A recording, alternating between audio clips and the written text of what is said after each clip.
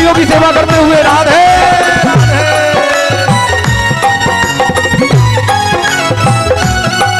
श्री हरिदास।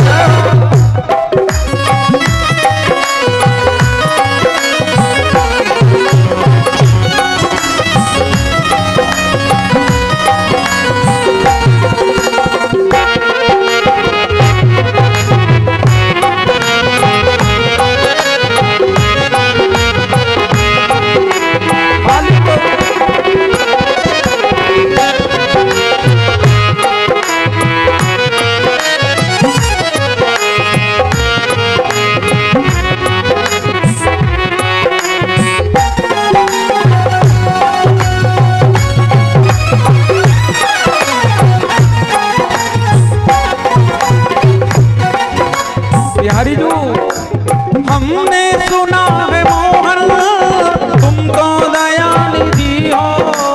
हमने सुना है मोहन तुमको दयानिधि हो। हमने सुना है मोहन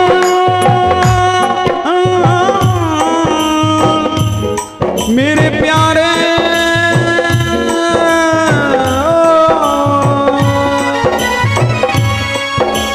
हमने सुना है मोहन तुमको दयानिधि हो।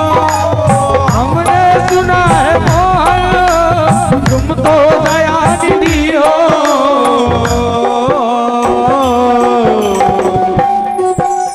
चरणों में अब लगा ले, चरणों में अब लगा लो, चरणों में अब लगा ले मेरे कान्हा, चरणों में अब लगा लो। बलदाऊ जी के भैया बिगड़ी मेरी बना लो। बलदाऊ जी के भैया बिगड़ी मेरी बना लो।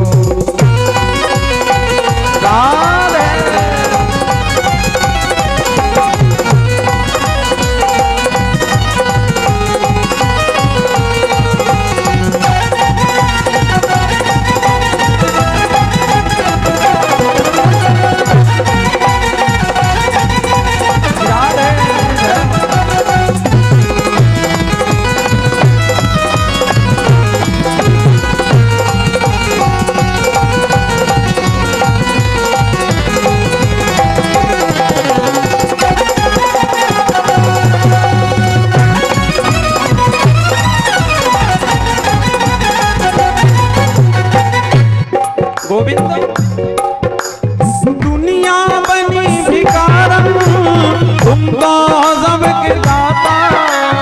दुनिया बनी भिखारन तुमको सबके दाता। कन्हैया कोई मंदिर के बाहर से मांगता है तुमसे, कोई मंदिर के अंदर आके मांगता है। मांगते सब हैं, जिनके पास जितना पैसा होता है, जितना धन होता है, वो उतने ही पास आकर के तुमसे मांगते हैं।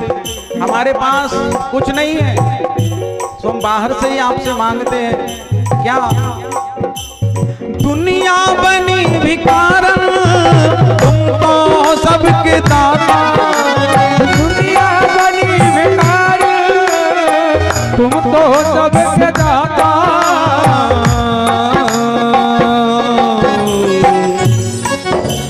भक्ति का रस पिला दो, भक्ति का रस पिला दो मेरे कान्हा, भक्ति का रस पिला दो।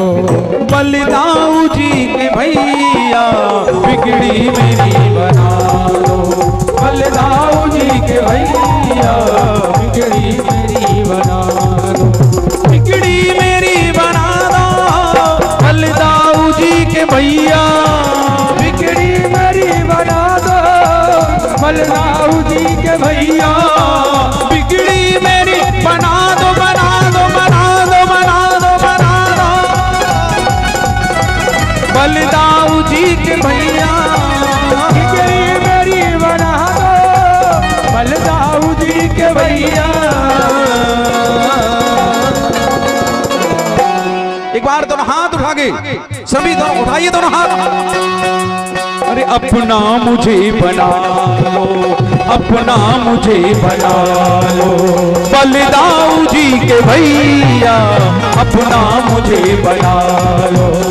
बलदाऊ जी के भैया अपना मुझे बना लो।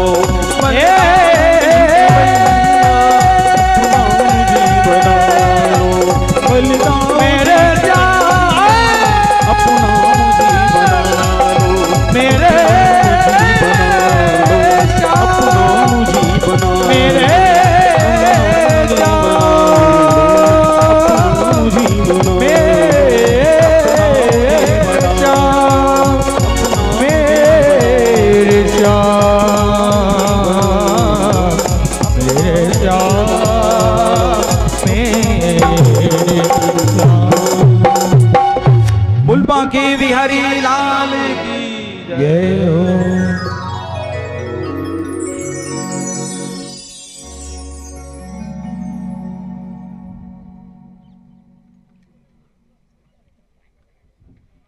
ओम नमो भगवते वासुदेवाय।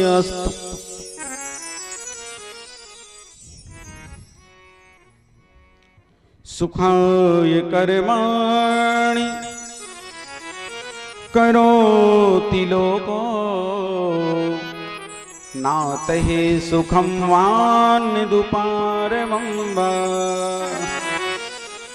विन्देत वैस्तत् एव दुःखं यदत्र युक्ता भगवान वदेन्न।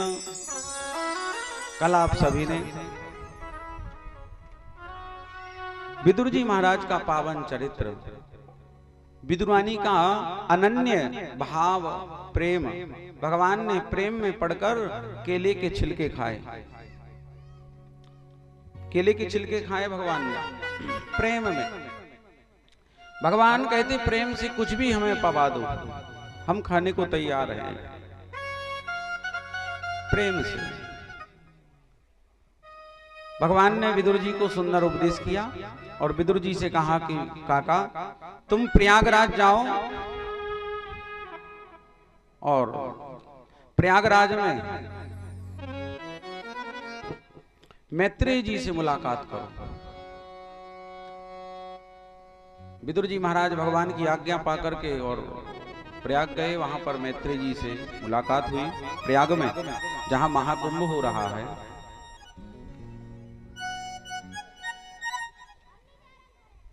वहां पर पहुंचते समागम हुआ दोनों का, मैत्रेय जी और विदुर जी महाराज का। विदुर जी ने मैत्रेय जी से पूछा कि सृष्टि का विस्तार कैसे हुआ, काल निरूपण, ब्रह्मा के द्वारा सृष्टि का निर्माण। तो मैत्रेय जी विदुर जी को बता रहे हैं। मैत्रेय जी कहते हैं विदुर सबसे पहले भगवान नारायण ही थे। भगवान नारायण ने एको हम बहुत श्यामा, भगवान अकेले थे, सोचने लगे कि एक से दो हो जाऊं। संकल्प लिया तो नाभि से एक कमल की उत्पत्ति हुई, कमल निकला अब नाभि से भगवान का। तो उस पर कमल के ऊपर चार मुख में ब्रह्मा जी उत्पन्न हुए, चतुर्मुखी ब्रह्मा। बोल ब्रह्मदेव भगवान की। ब्रह्मा जी ने चारों तरफ देखा, जल ही जल। सोचने लगे हम कहां से आए, कहां से पैदा हुए। तो उस कमल के तंतु के अंदर चले गए और कमल के उस तंतु के अंदर चले गए, कोई पार ना लगा सके, कोई पा ही नहीं सके कितना गहरा है। तो कान में ब्रह्मा जी के दो शब्द सुनाई दिए, ता और पा। ब्रह्मा जी यदि तुम अपने आप को जानना चाहते हो तो तप करो। सो ब्रह्मा जी पुनः कमल के पुष्प पे आए और तपस्या करने लगे, तप करने लगे। 10,000 वर्षों तक ब्रह्मा जी ने जब तप पूर्ण किया, भगवान प्रसन्न हुए, दर्शन दिए। ब्रह्मा जी ने भगवान से कहा कि मैं कौन हूं। तब भगवान बोले तुमने मुझे जान लिया, तुमने मुझे देख लिया, मुझे जान लिया, और तुम जानने वाले और मुझे देखने वाले पहले हो, इसलिए तुम हो गए ब्रह्म अर्थात ब्रह्मा। जो ब्रह्म को जानने वाला है वो ब्रह्मा। तो ब्रह्मा नाम पड़ा। भगवान ने इनको चतुश्लोकी भागवत का दान दिया, जो भगवान के मुख से 4 श्लोक निकले। अहमे वास्मि वाग्रे। ब्रह्मा जी बोले प्रभु आदेश। भगवान बोले देखो मेरी इच्छा है कि सृष्टि का विस्तार हो, तुम सृष्टि का विस्तार करो। तो ब्रह्मा जी ने भगवान की आज्ञा पाकर के अपने मन से सनक, सनंदन, सनातन और सनत कुमार इन 4 भाइयों को पैदा किया। जैसे ही प्रगटे बोले सनत कुमार भगवान की। 4 भाई प्रगटे, इनसे ब्रह्मा जी ने कहा कि जाओ तुम सृष्टि का विस्तार करो। तो 4 भाइयों ने, सनत कुमारों ने हाथ खड़े कर दिए, बोले हमारे बस की बात नहीं है संसार, हम तो भजन करेंगे, और बद्रीनाथ धाम को चले गए। ब्रह्मा जी को बड़ा क्रोध आया कि देखो 4 बेटा हमारी बात नहीं माने। क्रोध आया, और जब क्रोध आया तो भौहों से 11 रुद्र प्रकट हो गए। बोल शंकर भगवान की जय हो। 11 रुद्र प्रकट हुए और 11 रुद्राणियां, ये साक्षात भगवान शंकर और भगवती उमा हैं। इनसे कहा कि तुम भी सृष्टि का विस्तार करो। तो भगवान शंकर ने सृष्टि का विस्तार किया। तो डाकनी, साकनी, चूड़ैल, पिशाचनी, भूत, प्रेत, खब्बीस, एक से एक जबरदस्त आइटम बनाए। सांप बनाए, बिच्छू बनाए, गोहेरे बनाए। ब्रह्मा जी ने सोचा चलो देखे आए शंकर जी ने कैसो संसार बना, कैसी सृष्टि विस्तार करी, देखवे आए। तो ब्रह्मा जी घबरा गए, बोले तुम ये क्या कर रहे? बोले हम सृष्टि बना रहे। अरे बोले बना नहीं रहे, तुम तो विनाश करने पे तुले हो। फिर बोले हम क्या करें? बोले तुम एक काम करो, तपस्या करो, तुम्हारे बस की बात नहीं है। तो रुद्र भगवान जो है वो तप के लिए बैठ गए। ब्रह्मा जी ने इसके बाद में 10 ऋषियों को पैदा किया अपने शरीर से। कह रहे हैं मैत्रेय जी विदुर जी से कि उत्संगा नारदो यज्ञे दक्षो अंगुष्ठ स्वयंभुवा प्राणाद वसिष्ठा संजातो भृगुस्त्वचीकराकृतो पुलहो नाभितो यज्ञे पुलस्त्यः कर्णयो ऋषि अंगिरा मुक्तो अक्षिणो अत्रि मरीचि मनसो भवत्।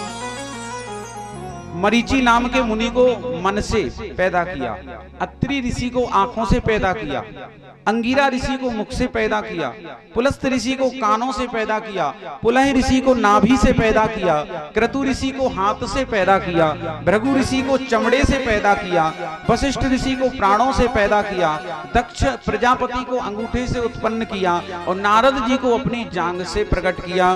बोल ब्रह्मदेव भगवान की। यही वो 10 हैं जिनसे पूरा संसार बना हुआ है, यही 10 हैं।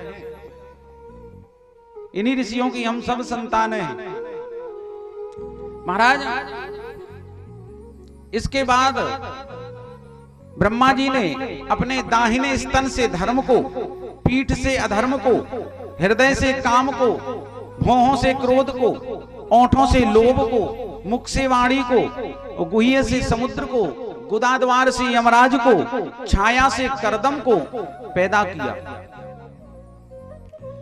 ऐसे सृष्टि का विस्तार किया और अंत में ब्रह्मा जी ने अपने दाहिने भाग से शतरूपा नाम की स्त्री और बाएं भाग से मनु नाम के पुरुष को पैदा किया। बोल मनु शतरूपा महाराज की जय हो।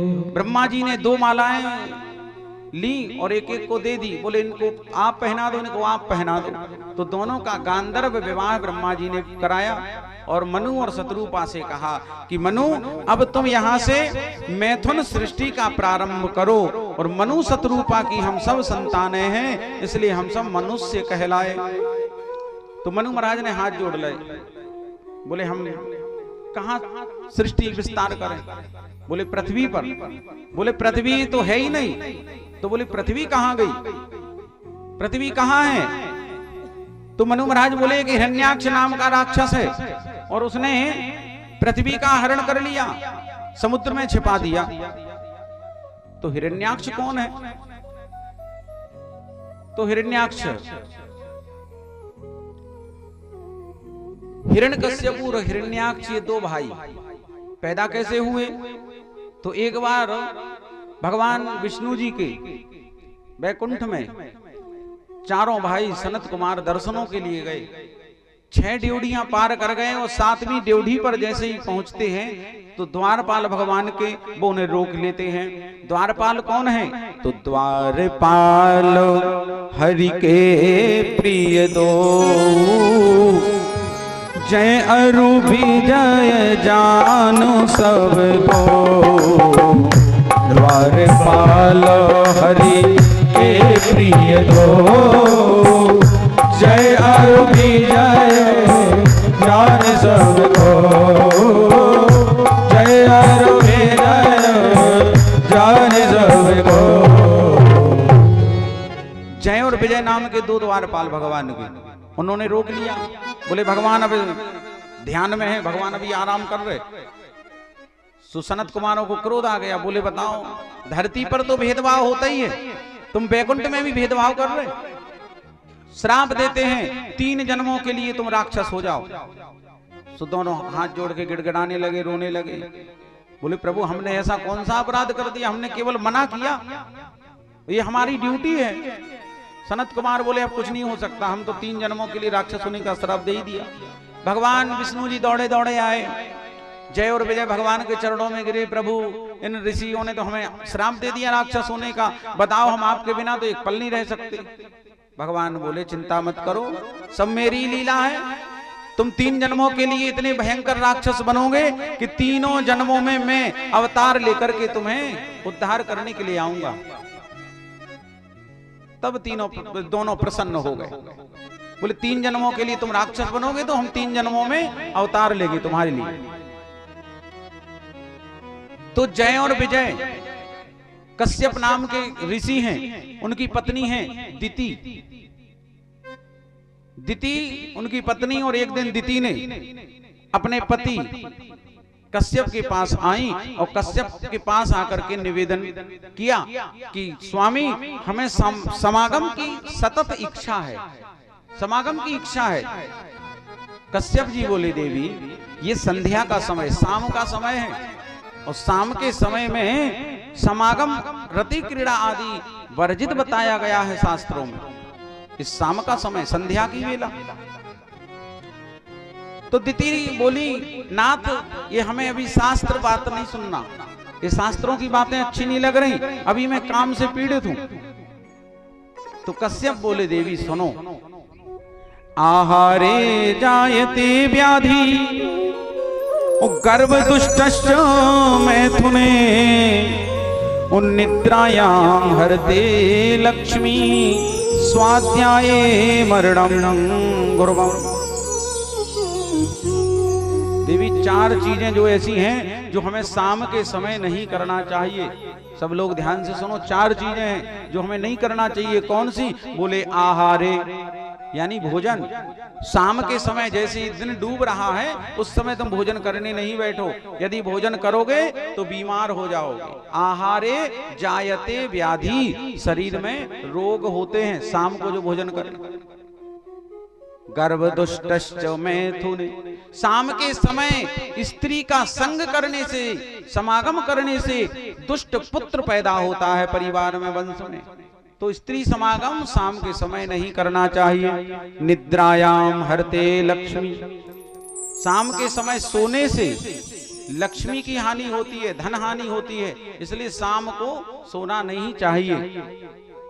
चौथा स्वाध्यायम मरणं गुरुवम्, वो जो शाम के समय स्वाध्याय करते हैं, शाम के समय जो पढ़ते हैं उनकी विद्या का नाश होता है, इसलिए शाम को पढ़ना भी नहीं चाहिए, अध्ययन नहीं करना चाहिए शाम को। तो 4 चीजें वर्जित बताई हैं, लेकिन दिति हैं नहीं मानी, जबरदस्ती करने लगी और जबरदस्ती ही बलात् समागम हुआ। और समागम के बाद में कश्यप ऋषि को क्रोध आया और क्रोध में आकर के कश्यप जी ने दिति से कहा दिति तुम्हारे गर्भ से 2 राक्षस पैदा होंगे। अब दिति घबरा गई, अब घबराई, पश्चाताप करने लगी, क्षमा मांगने लगी।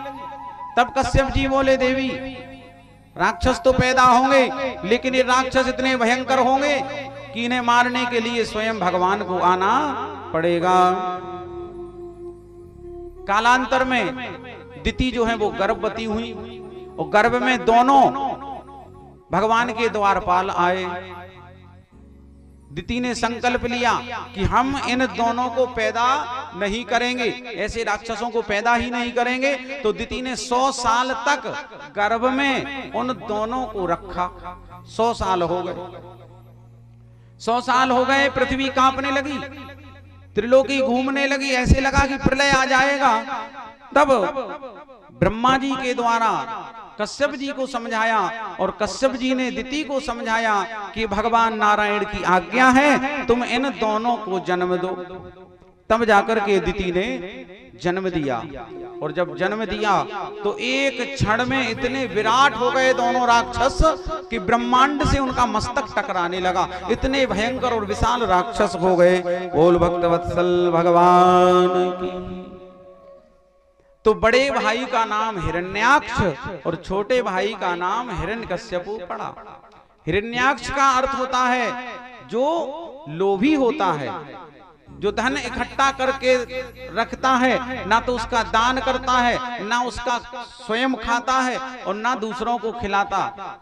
क्या होता? बोले ऐसे धन का नाश होता है। यानी धन है तो उसका दान करो, दान नहीं कर रहे तुम खुद अच्छा खाओ, अच्छा पहनो, अच्छा घूमो। और यदि ये भी नहीं कर पा रहे तो फिर तीसरी गति है नाश। कहते लोभी को धन लवरा खावे और बचे सरकार है। तो लोभी को धन लवर ही खा। अबे हम जहां कथा करके आए तो हर प्रकार के लोग मिल जाते हैं, यजमान भी मिलते हैं। अब हमारे यहाँ पे क्या है,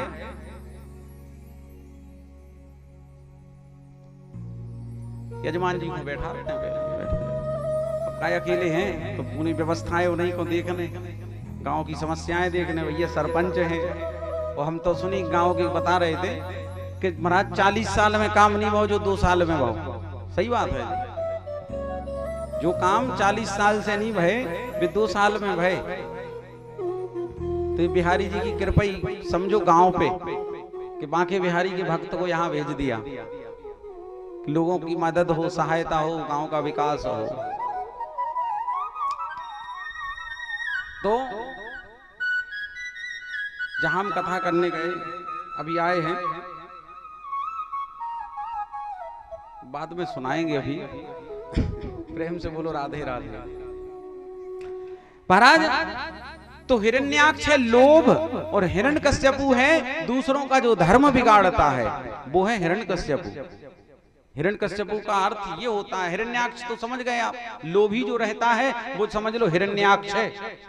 वो ना खाएगा और ना खाने देगा। तो उसने पृथ्वी का हरण कर लिया, चुरा लिया पृथ्वी को और समुद्र में छिपा दिया। अरे वो चाहता तो पृथ्वी का राजा बन जाता, उपभोग करता पृथ्वी पर, लेकिन पृथ्वी का उपभोग नहीं किया उसने, उस पर सुख नहीं भोगा, उसने तो लिया और छुपा दिया। तो ये लोभ है। और हिरण्यकश्यपु है दूसरों का जो धर्म बिगाड़े, दूसरों का धर्म। अब कई लोग ऐसे हैं जो मंगलवार को मानते हैं, शनिवार को मानते हैं, कई ऐसे होंगे जो नहीं मानते। अरे बोले नेक ले लो, तनक सी ले लो। बोले मंगल है भाई साहब, आज नहीं हम पीते। अरे बोले नेक ले लो, नेक कुछ नहीं होता। मंगल तो दोपहर तक था, मंगल इसकी बात तो निकल गया। होता है ऐसे? बोले दोपहर तक मंगल है, इसके बाद तो बुध लग गया। तो जो दूसरों का धर्म बिगाड़े, भाई वो जब कह रहा कि मंगलवार हम नहीं छूते हैं तो उसको जबरदस्ती क्यों पिला रहे, क्यों खिला रहे? तो दूसरों का जो धर्म बिगाड़ता है वो हिरण्यकश्यपु। दोनों ब्रह्मांड में मस्तक टकराया, इतने विशाल राक्षस हुए। हिरण्याक्ष ने देखा पृथ्वी को, तो पृथ्वी को समुद्र में छिपा दिया। आकाश मार्ग से चला आ रहा था हिरण्याक्ष, रास्ते में मिल गए नारद जी। और जब नारद जी मिले तो नारद जी का तो एक ही काम, नारायण नारायण। और ज्यों नारायण नारायण सुनी, हिरण्याक्ष ने गर्दन दबोच ली नारद जी की। नारद कहाँ? अरे बोले सरकार हमें छोड़ दो। अरे बोले छोड़ कैसे दें, आज हमारे बाहुओं में तो बहुत खुजली हो रही, चल आजा मल्ल युद्ध कर हमसे। हिरण्याक्ष बोला नारद जी से, मल्ल युद्ध कर। नारद जी बोले महाराज हमें कहाँ युद्ध आवे, बोले फ्री को माल खा खा के खूब मुटाए रहो बाबा, लड़ हमसे, शरीर तो तेरा हट्टा कट्टा है, केवल भजन करना आता कि लड़ना भी आता, लड़। जबरदस्ती हिरण्याक्ष करने लगा नारद जी से। नारद जी प्रभु को पुकार रहे, प्रभु रक्षा करो नहीं तो आज ये तो मसल देगा। इधर एक प्रार्थना नारद जी कर रहे, और नारद जी की ये क्वालिटी है, मैंने कल बताया था, जिनको नारद जी मिलते उन्हें भगवान मिलते हैं, जिसको नारद जी मिले उसे भगवान मिले। नारद जी गारंटी का कार्ड है भगवान के मिलने का। अब हिरण्याक्ष पकड़े हैं नारद को, नारद जी कह रहे महाराज छोड़ दे, हम तो केवल भजन करते। और हिरण्याक्ष कह रहा तुम बहुत मुटा रहा है, बहुत खा रहा माल पान, लड़। भगवान से प्रार्थना कर रहे, और इधर काय सुन ली तो आज भगन नहीं दे। प्रेम से बोलो राधे राधे। महाराज हिरण्याक्ष पकड़े नारद जी को, नारद जी कर रहे प्रार्थना, और इधर मनु महाराज ने ब्रह्मा जी से कहा कि पृथ्वी है नहीं, कहां गई, तो बोले हिरण्याक्ष ने छुपा दिया पृथ्वी को, तो हरण कर लिया।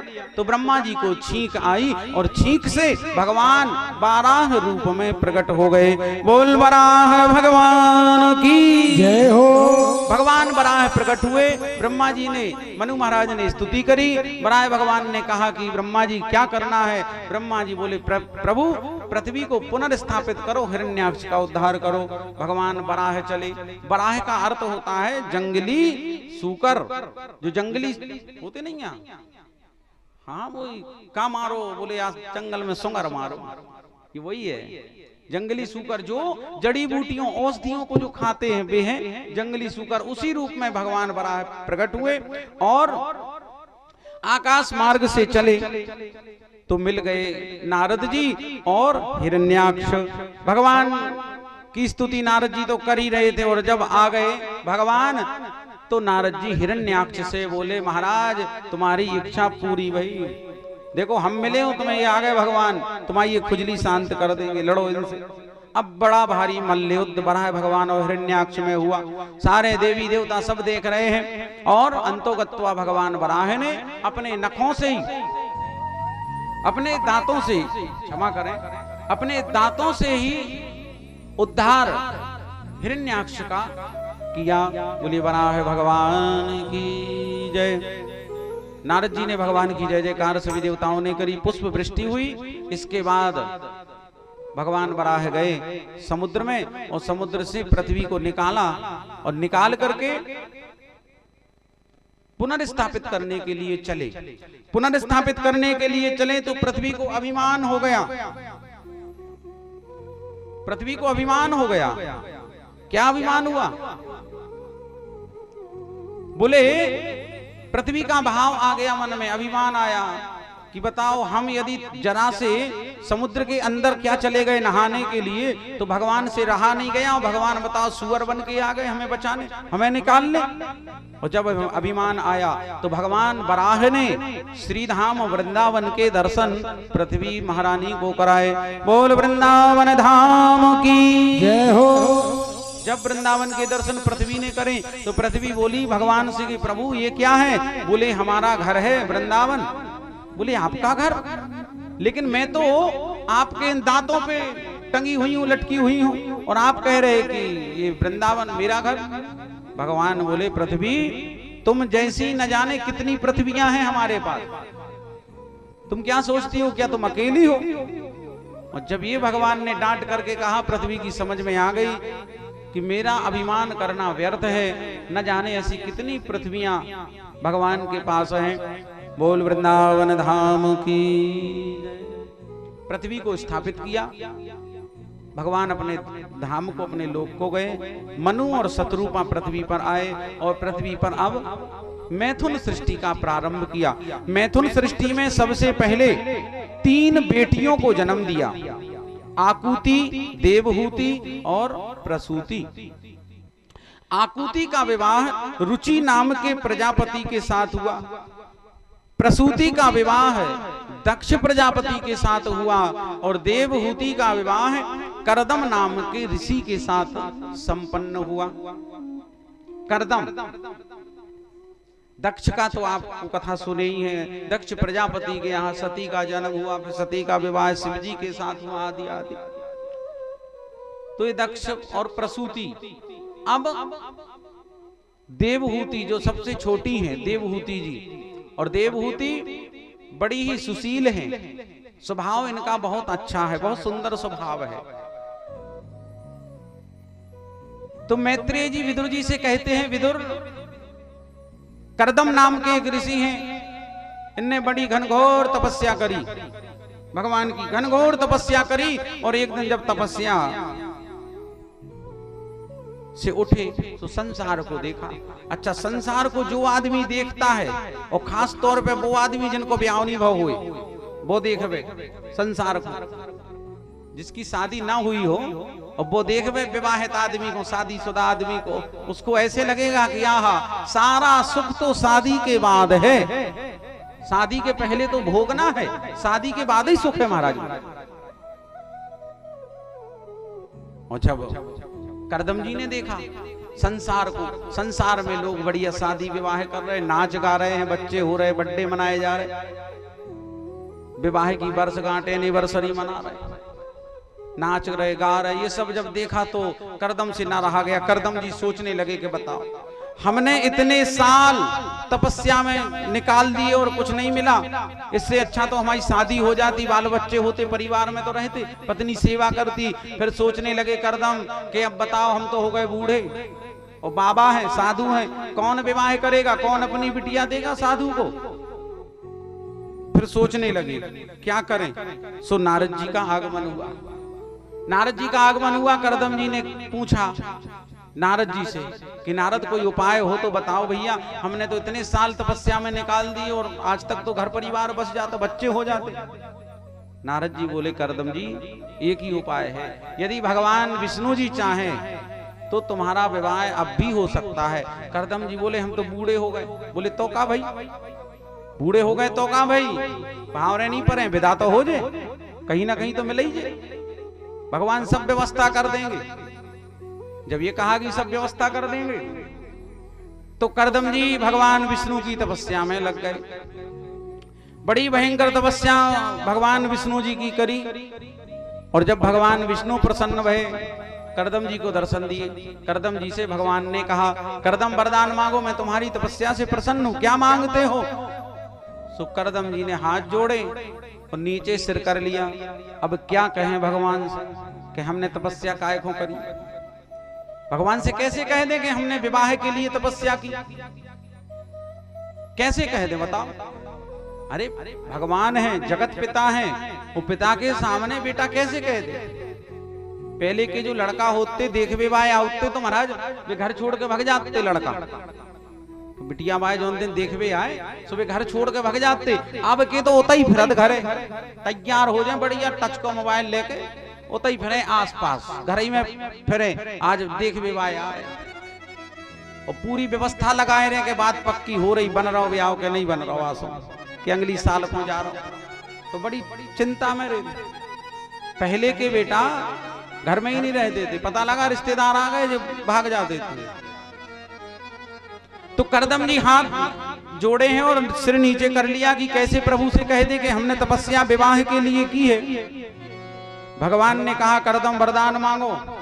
करदम जी बोले, प्रभु हम क्या मांगे, हमें तो भक्ति दे दो बस आपकी, मुझे आपकी भक्ति चाहिए। भगवान बोले, करदम झूठ मत बोलो हमसे, जो मन में है वो बताओ। करदम जी बोले, नहीं प्रभु हमें तो भक्ति दे दो। भगवान बोले, मन मन भावे मूड हलावे, मन में कछु और है और कहे कुछ और रहे हो, मांगो। करदम जी बोले, अब तो जानते ही हो मन की, तो फिर हमारे मुंह से क्यों सुनना चाहते हो, आप तो सब जानते हो। जब कहा सब जानते हो तो भगवान बोले, तो सुनो, परसों तुम्हारे आश्रम में मनु और शत्रुपा अपनी एक बिटिया देवहूति को लेके आएंगे और विवाह का प्रस्ताव रखेंगे, और यदि तुमने मना कर दी तो फिर कभू ब्याह हुई नहीं। काहे के कछु आदमी लड़का होते हैं जो गर्रा नहीं रख, वे सोचा कह रहे हवे हमारे तो हो जाए 4, सो 2-4 रिश्तेदार लौटा दे, पतो लगो कि लंबो के फलक को लड़का 30-32 को होगा, अब कोई रिश्तेदार आई नहीं तो ऐसे होते हैं। तो महाराज करदम से कहा, करदम मना मत करना, बिल्कुल हाँ कह देना जैसे ही वो कहे। करदम जी बोले ठीक है प्रभु। भगवान अंतर ध्यान हुए। अब करदम जी इंतजार कर रहे सो दिन ना कटे, क्योंकि परसों की कही है।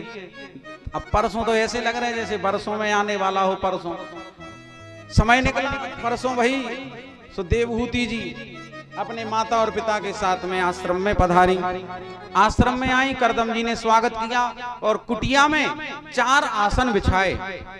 4 आसन, एक अपने लिए बिछाया, एक देवहूति को और एक मनु महाराज को और एक शत्रुपा महारानी को। 4 आसन बिछे, स्वागत किया, बिठाया, जल दिया। अब मनु महाराज भी आसन पे बैठ गए, शत्रुपा बैठ गई, लेकिन देवहूति आसन पर नहीं बैठी। तो काहे नहीं बैठी? क्योंकि देवहूति ने मन ही मन करदम जी को अपना पति मान लिया था। भगवान की तो आज्ञा थी, तो पति मान लिया, और मन से जब पति मान लिया तो पति के द्वारा बिछाई गई आसन पर पत्नी को नहीं बैठना चाहिए। अब बात अलग है, अब तो बिछोना ही आदमी करत। बोले हम बासन मांज रहे, बिछोना कर लो, फटकारो, मुड़ी मुड़ा, देखो होते सही। हाँ, तो देवहूति आसन पे नहीं बैठी, सम्मान रखा, हाथ रख लिया आसन पर और बैठ गई जमीन पर। प्रेम से बोलो राधे राधे।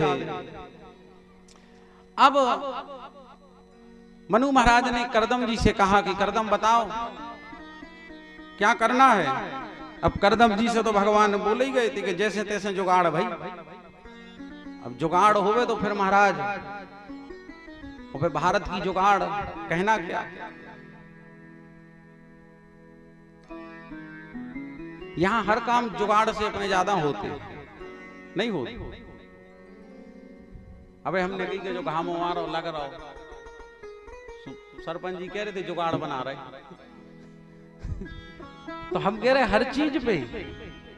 अब अच्छा जुगाड़,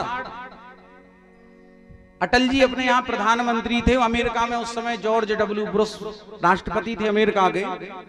तो अमेरिका से जॉर्ज डब्ल्यू बुश का कोई करीबी रिश्तेदार रिलेटिव भारत आया भ्रमण के लिए। उत्तराखंड में घूम रहा था अपनी कार से। अब घूम रहा था तो जंगल, बीच जंगल में उसकी कार एकदम से बंद हो गई। तो अब सोचने लगा कि अब कहाँ दिखाएं कार को, जंगल है, कोई मिस्त्री है नहीं, कोई दुकानदार दिखा नहीं। तो वहीं एक पाल साहब घूम रहे थे अपनी बकरियां, जंगलों में तो वही मिलेंगे आपको ज्यादा। तो वे अपनी चरा रहे थे बकरियां, बढ़िया भेड़ बकरी लिए थे। तो उन्होंने देखा कि कोई अंग्रेज की गाड़ी रुक गई, तो ये पास, अच्छा अपनी आदत एक और होती है, कोई दूसरा दिख भर जाए गाड़ी लें, कोनो की जेसीबी चल रही हो, कोनो को काम लगे मकान को, तो 10 आदमी खड़ा होकर देखने लगे कैसो का हो रहा हो। होता आदत, अपनी देखने की ज्यादा आदत है दूसरे की। तो वो पहुंच गया, वो सोचने लगा चलो बकरियां तो चर ही नहीं बकरियां, चलो देख लेंगे क्या होगा की गाड़ी में। जब पास में गए तो उस अंग्रेज ने अंग्रेजी में ही पूछा कि भाई ये गाड़ी बंद हो गई, यहाँ कोई मिस्त्री है? तो उसने कहा यहाँ से कम 30 किलोमीटर दूर है मिस्त्री। जब ये सुना तो कह रहा अब क्या करें बताओ, कैसे पहुंचे? तो पाल साहब बोले रुक जाओ, हम जुगाड़ कर रहे। क्या कर रहे? पाल साहब बोले हम जुगाड़ कर रहे। सो आगे को बोनट उठा के और देखा सो गाड़ी एकदम गरम, लाल गाड़ी पड़ी, इंजन गरम हो गया होगा, सो बंद पड़ गई।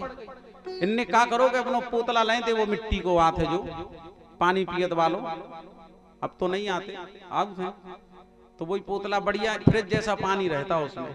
तो वही पोतला को पानी ठंडो जब गाड़ी में डाले, ठंडी जब गाड़ी इंजन ठंडा हुआ सो लगाया सेल, गाड़ी स्टार्ट, गाड़ी स्टार्ट। पाल साहब बोले देखो हमने कर दी जुगाड़। उसे इतनी पसंद आई बा जुगाड़ कि जब वो अमेरिका गया अपने, तो राष्ट्रपति जी से वहां कहा कि अगर भारत से जुगाड़ अमेरिका आ जाए तो अमेरिका 100 गुना तरक्की कर लेगा। बताई उनने अपनी कहानी। तो राष्ट्रपति जॉर्ज डब्ल्यू बुश को भी बड़ी अच्छी लगी, तो उन्होंने पत्र लिखा अटल जी के नाम से कि प्रिय अटल जी, आप ज्यादा नहीं, केवल 10 टन जुगाड़, कितनी 10 टन अमेरिका भेज दो भारत से। प्रधानमंत्री कार्यालय जो वो पत्र आया पीएमओ, अब वहां से प्रधानमंत्री जी के पास आया। प्रधानमंत्री जी ने पत्र पढ़ा, स्वर्गीय अटल बिहारी वाजपेयी जी ने, तो उन्होंने पढ़ा संसद में वो पत्र। अब जब संसद में पढ़ा गया तो सब लोग हंसे, क्योंकि उसमें लिखा था कि 10 टन जुगाड़ भारत से अमेरिका भिजवा दो। तो अब अटल जी को तो जवाब देना था, तो जवाब लिखा अटल जी ने कि प्रिय राष्ट्रपति जॉर्ज डब्ल्यू बुश, अमेरिका में जुगाड़ तो भेज देता, मैं जुगाड़ अमेरिका भेज देता, लेकिन हमारी भी मजबूरी है, क्या करें, हम खुद अपनी सरकार जो है वो जुगाड़ पर चला रहे हैं। यानी उस समय कांग्रेस से समर्थन लेकर, सोनिया जी से समर्थन लेकर सरकार चल रही थी भारत में, तो उन्होंने लिखा कि हम खुद अपनी सरकार जुगाड़ से चला रहे, यदि हमने 10 टन क्या 1 टन भी जुगाड़ भेज दी, हमारी सरकार भारत में गिर जाएगी, तो हम खुद जुगाड़ पे चल रहे हैं। तो भारत जुगाड़ बनाए में नंबर 1 है। प्रेम से बोलो राधे राधे। करदम और देवहूति दोनों एक दूसरे को पसंद किए, बरमाला से विवाह, गंधर्व विवाह हो गया। अब विवाह हो गया तो कुछ दिन माता पिता उसी आश्रम में रहे, और इसके बाद में रोते हुए अपनी पुत्री को वहीं विदा किया। मनु और शत्रुपा दोनों अपने राज्य अयोध्या वापस पधारे। मैत्रेय जी कहते हैं, विदुर ये तो आ गए अयोध्या, और इधर करदम जी अपनी पत्नी देवहूति का हाथ पकड़ करके अपनी कुटिया में ले गए। कुटिया में देखा तो एक 2x2 की आसन लगी है एक कोने में, और कहीं चूहों के बिल हैं, कहीं सांप डोल रहे, शेर भी हैं, पशु भी, पक्षी भी, सब प्रकार के जीव जंतु उस कुटिया में हैं। केवल 2x2 की एक आसन है, बस उस पर कोई नहीं बैठा, बाकी सब बैठे हैं उस कुटिया में। देवहूति ने कहा, स्वामी ये क्या है? बोले अपनी कुटिया है। बोले आप इस कुटिया में कहाँ रहते हैं? बोले वो कोने में 2x2 की आसन है, वो हमारी है। बोले बाकी जीव जंतु?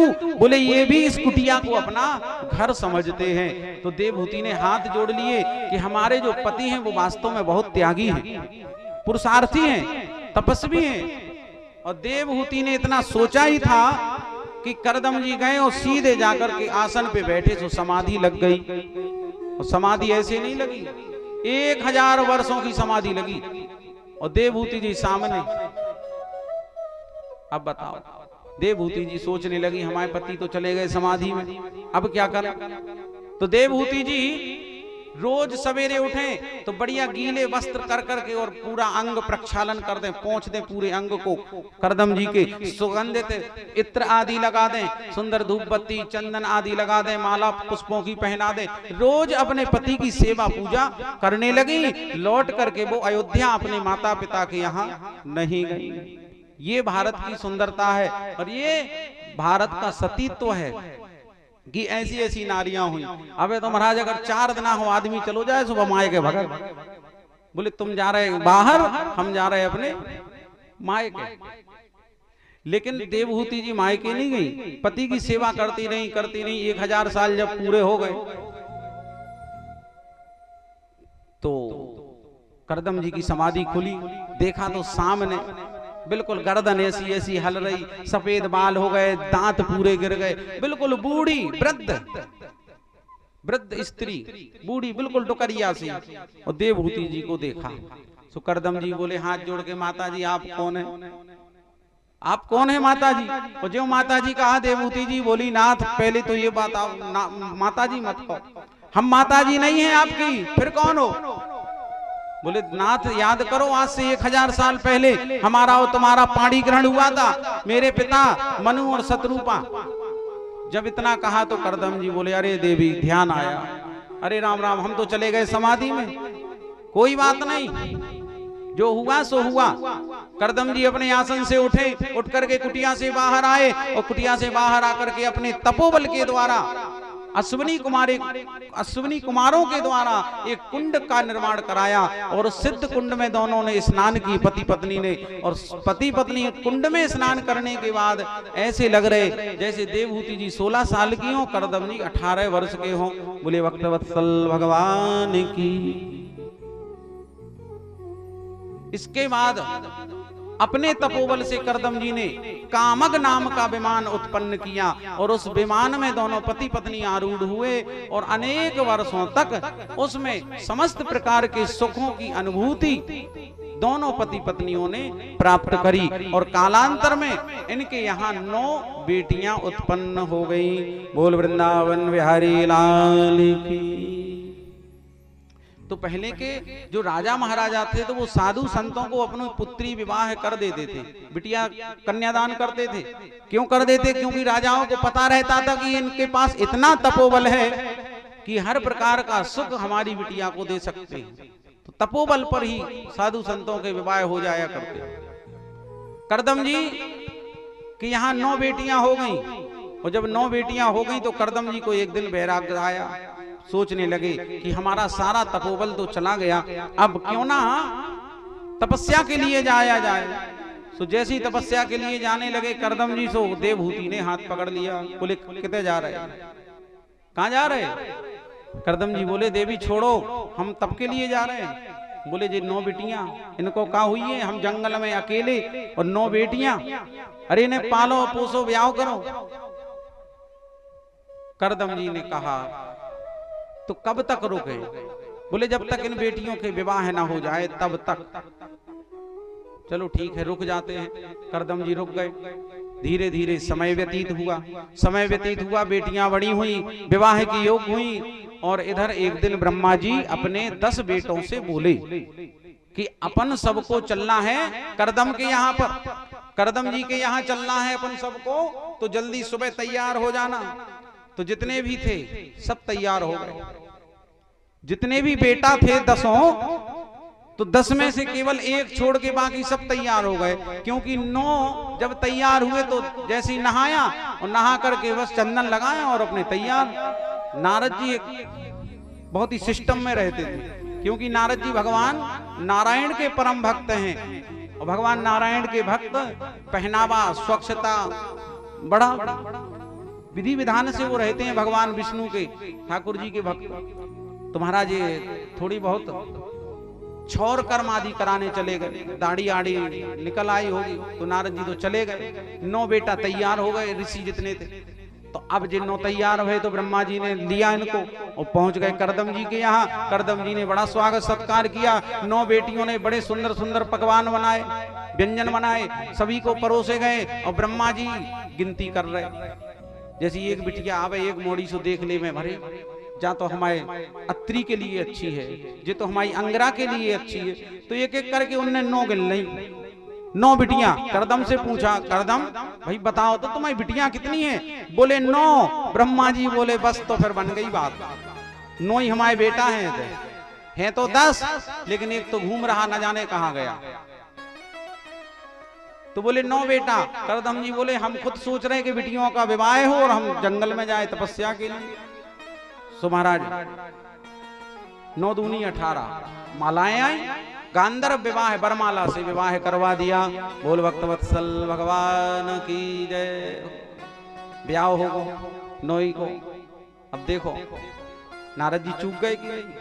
कहते बोले वो डाल से चूको बंदरा और आषाढ़ से चूको किसान, कोई दीन को नहीं रहा। तो ऐसी नारद जी को भी हाल हो, अच्छो खासो हो जा दो, लेकिन नहीं गए समय पे, नारद जी रह गए। अब ब्रह्मा जी ने विदा ली तो 9 बेटियों को विदा किया, दोनों करदम और देवहूति ने। अब ब्रह्मा जी चले रहे आगे हाल भूल के, आगे चले आ रहे हैं और पीछे 9 दूनी 18, 9 ही बेटा 9 ही उनकी बहू है। और इधर से नारद जी जा रहे। नारद जी ने दूर से ही देख लिया, सो ब्रह्मा जी हाले फूले चले आ रहे। और जौन बाप के 9 लड़कन को ब्याह एक संगे हो जाए वो फूल तो जाए। नारद जी ब्रह्मा जी फूले चले आ रहे और नारद जी ने दूर से देखा ब्रह्मा जी को, तो ब्रह्मा जी को तो पहचान गए। थोड़ा और गौर से देखा तो अपने 9 भाइयों को पहचान गए, और 9 भाइयों के साथ में 9 बहुएं घूंघट डाले। सो अब नारद जी का दिमाग ठनका, बोले जी तो सब गड़बड़ हो गया। आए पास में ब्रह्मा जी के, और ब्रह्मा जी ने पूछा नारद तुम कहाँ रह गए थे? नारद जी बोले वो सब छोड़ो, एक बार फोन नहीं लगा सकते पहुंच के कि ऐसी व्यवस्था है यहाँ है, सब काम छोड़ के आ जाते। ब्रह्मा जी बोले नारद अब बात गई तो, बोले अब हो गया। नारद जी बोले ऐसे कैसे हो गया, हमारा नहीं हुआ तो देख लेना। बोले जब तक विवाह नहीं होगा तब तक ब्रह्मा जी हम तुम्हारे ब्रह्मलोक में ही नहीं रहेंगे। घर छोड़ दिया नारद जी। नारद जी ने घर छोड़ दिया। अब वो बेचारो अकेले, तुम सोचो 4 हो गए भैया, 3 ब्याह कर दे, एक को छूट जाए तो वो ये घरे फिर क्या करे। तो इस प्रकार नारद जी ने ब्रह्मलोक को छोड़ा। और इधर करदम देवहूति से बोले देवी अब हम तप के लिए जा रहे। देवहूति ने हाथ पकड़ा, नाथ 9 बेटियां थी, सो विवाह हो गया। आंगन कितना सूना सूना लग रहा है, काश यदि एक हमारा बेटा होता तो वो मेरा सहारा तो बनता। तब करदम जी बोले देवी ये तृष्णा जो है वो कभी कम नहीं होती, लगी रहती। इच्छाएं जो है मनुष्य की वो अनंत हैं, कभी पूर्ण नहीं होती। भगवान की कथा, भगवान के अवतार और मनुष्य की इच्छाएं, इनका तो कोई पारावार ही नहीं है, अनंत है ये। पहले बेटियां होती, बोले विवाह हो जाने दो, विवाह हो गया, बोले अब एक बेटा हो जाए। करदम जी बोले देवी चलो ठीक है रुक जाते हैं। भगवान की कृपा हुई और करदम जी के तपोबल के प्रभाव में भगवान को स्वयं पुत्र रूप में पैदा होना पड़ा और नाम हुआ कपिल। बोल कपिल भगवान की। भगवान कपिल का प्राकट हुआ, और जब कपिल भगवान का प्राकट हुआ तो अब करदम जी बोले देवी अब पुत्र भी हो गया, अब क्या चाहती हो? देवहूति बोली नाथ अब कुछ नहीं, अब आप चले जाओ। तो करदम जी तप के लिए जंगल में चले गए। अब आश्रम में केवल 2 प्राणी के कपिल और देवहूति बड़ी चिंता में रहे, दुविधा में रहे। सो एक दिन अपने बेटा कपिल के पास आई, हाथ जोड़े और कहा कि पुत्र मैं बड़ी समस्या में हूं। कपिल कहते हैं मां कैसी समस्या है? बोले दुविधा ये है कि जब तक मैं अपने माता पिता के यहाँ रही मुझे कभी कोई कमी नहीं रही, हर सुख सुविधा को मैंने भरपूर जिया अपने जीवन को। इसके बाद विवाह हुआ, विवाह भी ऐसा हुआ कि जो इतना तपोबली था, तपस्वी था, जिसने अपने तपोबल के प्रभाव से हमें सारे सुख प्रदान किए, लेकिन बेटा तृप्ति तो अब भी नहीं है। शास्त्र कहते हैं, वेद कहता है तृप्ति नहीं तो मुक्ति नहीं। तुम कुछ भी बाबा साधु बन जाओ, घर त्याग दो, जंगल में रहो, आग से तपो, जल में डूबे रहो, यदि तृप्ति नहीं हुई तो मुक्ति नहीं होगी। तो बोले तृप्ति नहीं है। तब भगवान कपिल ने सुंदर सांख्य योग का वर्णन किया, सांख्य योग का वर्णन किया। और जब सांख्य योग का भगवान कपिल ने वर्णन किया, माता को समझ में आया और माता देवहूति ने कपिल भगवान से कहा कि मोरे सवई एक तुम स्वामी, उस समुदर सी प्रभु अंतरयामी।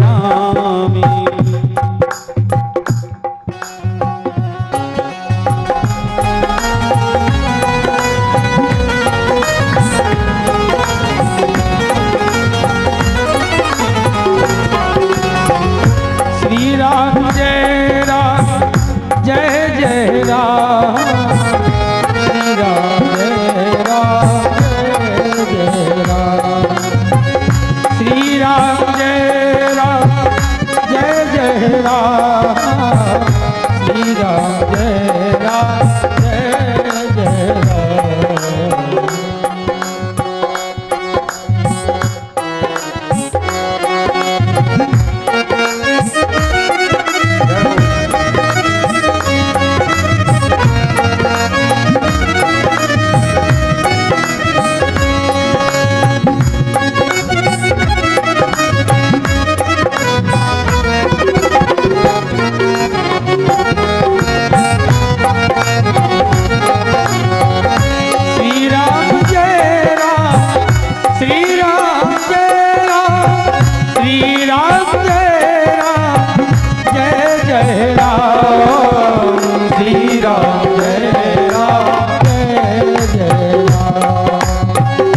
श्री राम जय राम जय जय राम श्री राम जय राम जय जय राम।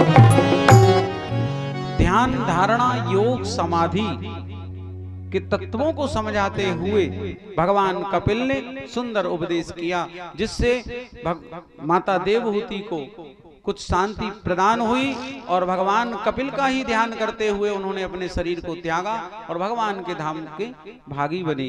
बोले भक्तवत्सल भगवान की। भगवान कपिल वहां से चले और गंगा सागर में पहुंच करके आश्रम बना करके वहां भगवान का तप करने लगे। कहते सबरे तीर्थ बार बार, गंगा सागर एक बार। गंगा सागर में ही भगवान कपिल का आश्रम है। तो आप कल कथा में ये सुनेंगे कि राजा सगर के 60,000 पुत्र भगवान कपिल के द्वारा ही भस्म हुए थे। ये कल आप कथा में श्रवण करेंगे। समुद्र मंथन की कथा और समुद्र का निर्माण कैसे हुआ, ये कथा कल आप सुनेंगे। तो मैत्री और विदुर जी का संवाद चल रहा प्रयागराज में। कथा देखो कहां कहां चल रही है। सूत जी महाराज सौनकादिक ऋषियों को कथा सुना रहे हैं नैमिषारण्य में, सीतापुर जिला उत्तर प्रदेश। सुखदेव जी महाराज राजा परीक्षित को कथा सुना रहे, कहां सुनाई? सुखताल में, मुजफ्फरपुर बिहार। और मैत्री जी विदुर जी को सुना रहे हैं प्रयागराज उत्तर प्रदेश में, गंगा जी के पावन पुलिन पर। 9 बेटियां जो ब्याही गई, 9 बेटियां करदम जी की और देवहूति की जो ब्याही गई, उनका वंश वर्णन। कला नाम की पुत्री पहली, इनका विवाह मरीचि नाम के ऋषि से हुआ।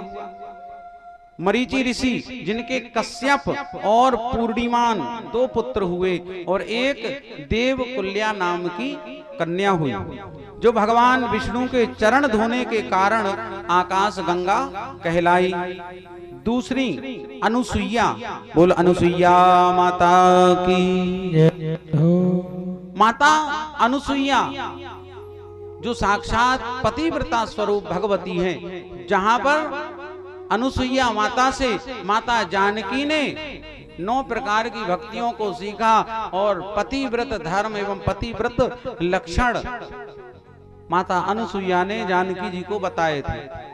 तो अनुसुईया अत्रि नाम के ऋषि को ब्याही गई, जिनके शिव जी के अंश से दुर्वासा ऋषि, विष्णु जी के अंश से दत्तात्रेय और ब्रह्मा जी के अंश से सोम नाम के 3 पुत्र हुए। 3 पुत्र। तीसरी श्रद्धा जो अंगिरा ऋषि को ब्याही गई, जिनसे सिनी, कुहू, राका, अनुमति और 2 पुत्र हुए, उत्थय और बृहस्पति। चौथी पुत्री थी करदम जी की हबिरभू, पुलस्त ऋषि को ब्याही गई, जिनके अगस्त और विश्रवा। और विश्रवा की पहली पत्नी इडविला से कुबेर का जन्म और विश्रवा की दूसरी पत्नी केसनी, केसनी से रावण, कुंभकर्ण और विभीषण हुए। 5वीं पुत्री करदम जी की गतिमान की सती, जो पुलह ऋषि को ब्याही गई, जिनके एक कर्मश्रेष्ठ, दूसरे बरियान, तीसरे सहिष्णु, ये 3 पुत्र पैदा हुए। 6वीं बेटी करदम जी की ये क्रतु ऋषि को ब्याही गई, जिनसे 60,000 बाल खिल्य नाम के ऋषि पैदा हुए। 7वीं बेटी ऊर्जा जो वशिष्ठ ऋषि से ब्याही गई और इनके चित्रकेतु, सुरोचि, वीरज, मित्र, उलवर्ण और वसुद्रमान, उद्यमान, ये 7 बेटा उत्पन्न हुए। 8वीं बेटी चित्ती अथर्वा ऋषि को ब्याही गई, जिनसे घृतव्रत, दद्यांश और अश्वशिरा नाम के 3 पुत्र हुए। और 9वीं बेटी भृगु ऋषि को दी गई, जिसने एक घाता और दूसरे विधाता नाम के 2 पुत्र और भगवान में तत्पर रहने वाली लक्ष्मी को पैदा किया। बोले भक्तवत्सल भगवान की जय हो। तो ये देवहूति की बेटी प्रसूति, जो प्रसूति नाम की मनु महाराज की बेटी है, इनका विवाह दक्ष प्रजापति के साथ हुआ। और दक्ष प्रजापति के साथ हुआ, जिनसे 16 कन्याएं पैदा हुई। इनमें 13 कन्याएं धर्म को ब्याही गई, 13 कन्याएं धर्म को ब्याही गई, जिससे एक स्वाहा अग्नि को दी गई, जिससे पावक, पवमान और शुचि एवं 45 अग्नि मिलकर के 49 हुए। धर्म की 13 पत्नियों का वंश श्रद्धा ने शुभ, मैत्री ने प्रसाद, दया ने अभय, शांति ने सुख, तुष्टि ने मुद और पुष्टि ने स्मय, क्रिया ने योग, उन्नति ने दर्प, बुद्धि ने अर्थ, मेघा ने स्मृति, तितिक्षा ने क्षेम और ह्रीम ने प्रसय नाम के पुत्रों को पैदा किया। मूर्ति ने नर नारायण भगवान के रूप में भगवान नर नारायण उत्पन्न हुए। बोल नर नारायण भगवान की। और यही नर नारायण भगवान द्वापर में अर्जुन और श्री कृष्ण के रूप में उत्पन्न हुए। बोल भक्तवत्सल भगवान की जय हो।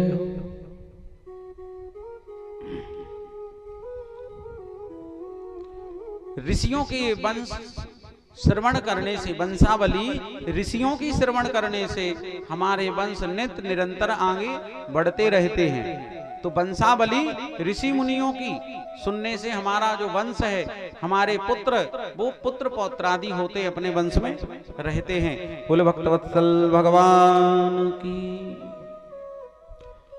अब मनु और शत्रुपा, इनके 2 बेटा हुए। मनु और शत्रुपा के 2 बेटा, एक का नाम प्रियव्रत और एक का नाम उत्तानपाद। बोल भक्तवत्सल भगवान की। आइए भगवान का नाम।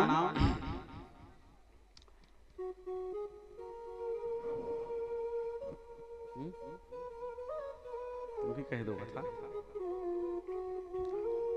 आज घरे तो नहीं जाने को है? साधन, आप दूसरे गांव से हो? अच्छा, काहे कि अब एक जगह कथा भाई, तो अब भाई बोलते ही हैं कि भगवान सबको मोक्ष कराए, सब स्वर्ग में जाए। तो ऐसी उठवाया हाथ, बोले स्वर्ग कौन कौन जाएगा? जितने थे कथा सुन रहे इस गांव के, बोले सब स्वर्ग जाएंगे। क्या बोले? बोले सब स्वर्ग जाएंगे। जैसे अब हाथ उठाओ, कौन कौन जाएगा स्वर्ग? हाथ उठाओ। किसको जाने स्वर्ग? बस एक बब्बा कह रहे हमें जाने। क्या परेशान हो घरे हैं? तो बोले स्वर्ग कौन कौन जाएगा? व्यास जी ने पूछा। सबने हाथ उठा दिए, एक आदमी ने नहीं उठाया। सबने उठा दे, हमें स्वर्ग जाने, हमें जाने। एक ने नहीं उठाया। व्यास जी ने पूछा, कायदा तुम्हें नहीं जाने स्वर्ग?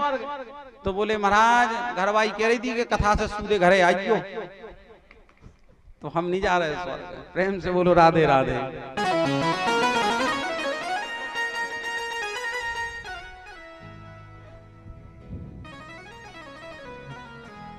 अरे मेरे श्याम प्यारे से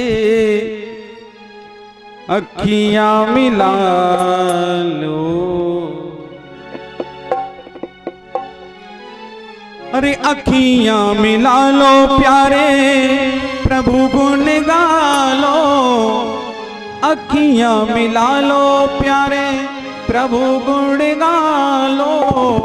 प्रभु गुण गा लो प्यारे, प्रभु गुण गा लो। प्रभु गुण गा लो प्यारे, प्रभु गुण गा लो। प्रभु गुण गा लो प्यारे, प्रभु गुण गा लो। प्रभु गुण गा लो प्यारे, प्रभु गुण गा लो। पाके बिहारी प्यारे, पाके बिहारी प्यारे, हृदय में बसा लो। मेरे श्याम प्यारे से अखियां मिला लो। मेरे श्याम प्यारे से अखियां मिला लो। सभी तालियों की सेवा करते हुए राधे।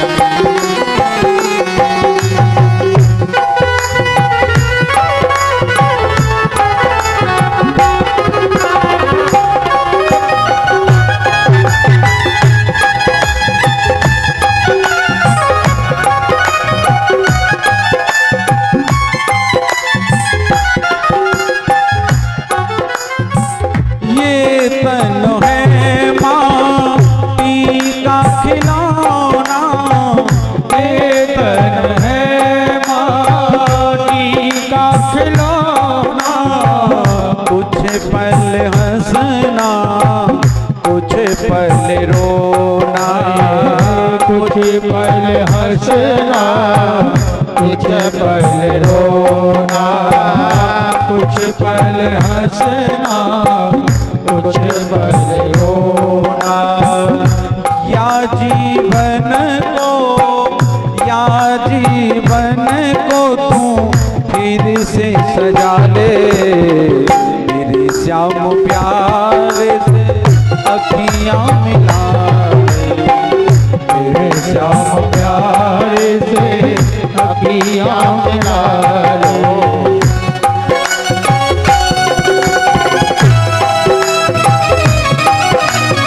राधे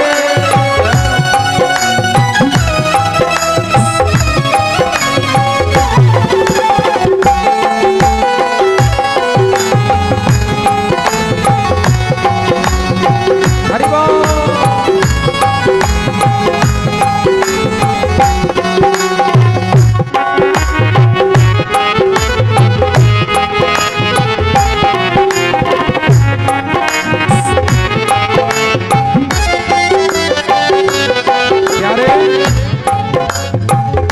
इस जग में फैली है माया, इस जग में फैली है माया, इस जग में फैली है माया, इस जग में फैली है माया।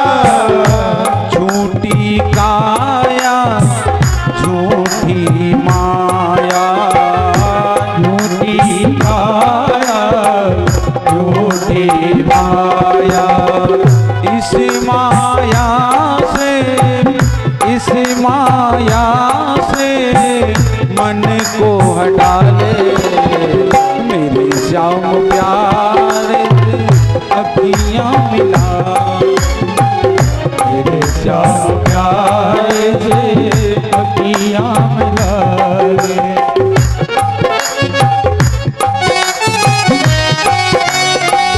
राधा वल्लभा।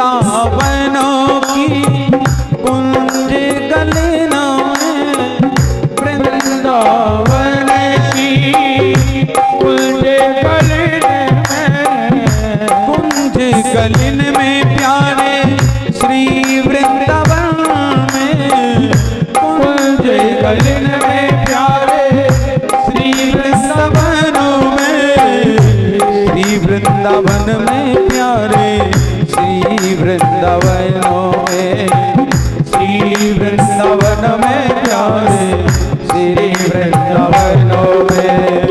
इस पापी को वृंदावन बुला ले, मेरे श्याम प्यारे से अखियां मिला ले, मेरे श्याम प्यारे से। एक बार दोनों हाथ उठा के सभी उठाइए दोनों हाथ, मेरे श्याम प्यारे से अखियां मिला ले, मेरे श्याम प्यारे से राधे, मेरे श्याम प्यारे से अखियां मिला। बोल बाके बिहारी लाल की जय हो। महाराज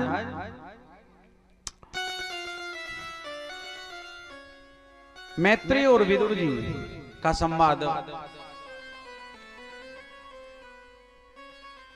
मैत्रेय जी विदुर जी के लिए सुंदर ध्रुव चरित्र का पावन जो सुंदर कथा है वो श्रवण करा रहे हैं। कहते हैं कि प्रिय व्रतोत्तान पादो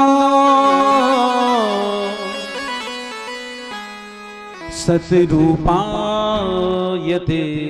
सुतौ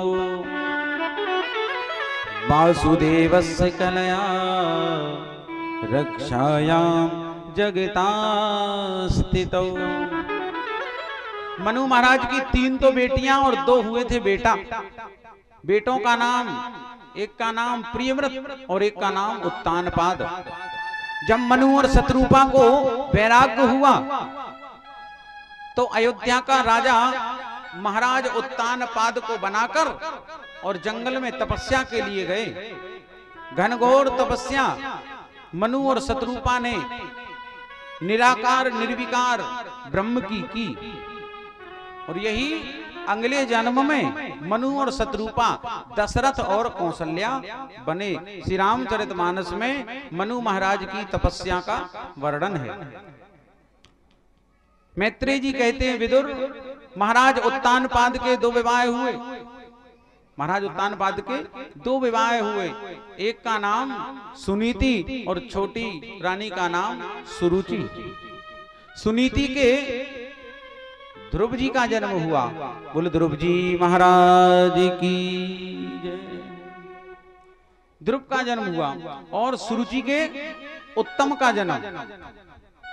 अब उन्हें काम करने घरे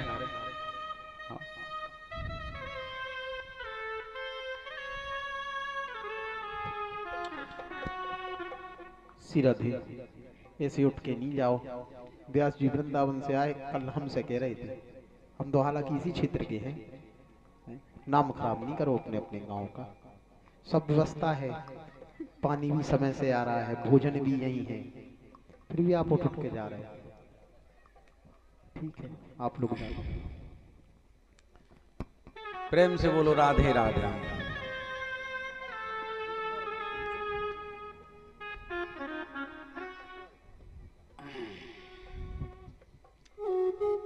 महाराज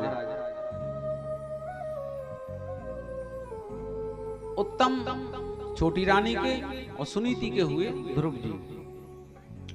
ध्रुव जी की अवस्था 4 साल की है।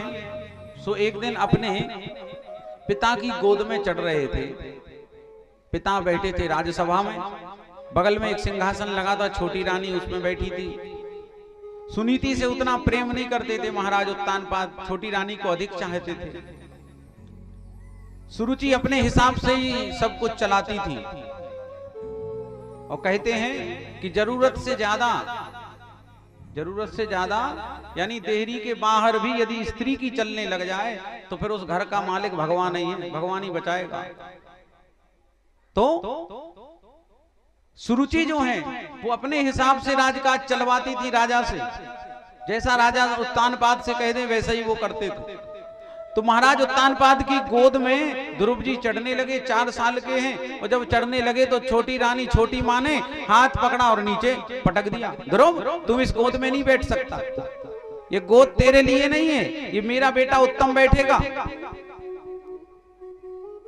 और यदि तुझे बैठना है तो जा तपस्या कर, भगवान जब प्रसन्न हो जाए तो उनसे कहना कि मुझे छोटी माँ के गर्भ में भेज दो, और जब मेरे गर्भ से जन्म होगा तब तू इस गोद में और इस सिंहासन पर बैठ पाएगा। ध्रुव जी रोने लगे। ध्रुव जी रो रहे हैं। सारी सभा जो है वो मौन धारण किए है। महाराज उत्तानपाद ने उप तक नहीं की, एक बार भी ये नहीं कहा अपनी रानी से कि छोटा है, बालक है, शिशु है और इस प्रकार की बातें उससे ना करो। एक बार भी नहीं कहा, चुपचाप बैठे रहे। ध्रुव जी वहां से रोते हुए अपनी मां सुनीति के पास आए और सुनीति की गोद में बैठ के रोए। सुनीति गोद में बैठ के रोए तो मां ने पूछा, बेटा क्या बात है, क्यों रो रहा है? किसी ने डांटा मारा, क्या बात है? उत्तम से झगड़ा हो गया, क्या बात है बता। तो रोते रोते ध्रुव जी वही तोतली भाषा में बोले, माँ बस मुझे इतना बता कि जो माँ का जो गर्भ होता है वो गर्भ क्या छोटा और बड़ा भी होता है क्या? मैंने तेरी कोख से जन्म लेकर के क्या अपराध कर दिया? तो सुनीति रोने लगी, बेटा ऐसा तुझसे किसने कहा? तब ध्रुव जी कहते हैं, छोटी माँ कह रही थी। मैं पिता की गोद में चढ़ा तो उन्होंने मुझे हाथ पकड़कर नीचे पटक दिया और कहा मेरी कोख से जन्म ले। कहा कि जा तप कर, और तप करके जब भगवान प्रसन्न हो तो उनसे वरदान मांग लेना कि छोटी माँ के कोख में भेज दो। सुनीति कहती बेटा माने जितनी भी बातें कही हैं सब ठीक हैं, मैं भी कहती हूँ तप कर, लेकिन बेटा ध्यान रखना भगवान जब खुश होना और वो कहें वरदान मांग तो बेटा गर्भ मत मांगना, मांगना है तो मुक्ति मांगना, जन्म और मरण के बंधनों से मुक्त हो जाना, ये भगवान से कहना।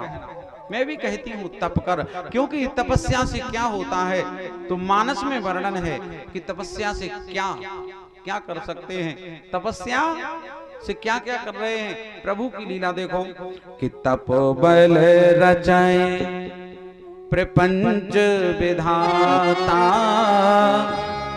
तप बल विष्णु सकल जगत्राता, तप बल रचायो प्रपंच विधाता, तप बल विष्णु सकल जगत्राता, तप बल विष्णु सकल जगत्राता, तप बल शंभो कीन संहारा, तप बल शंभो कीन संहारा, तप बल शेषो धरे महिभारा, तप बल शेषो धरे महिभारा।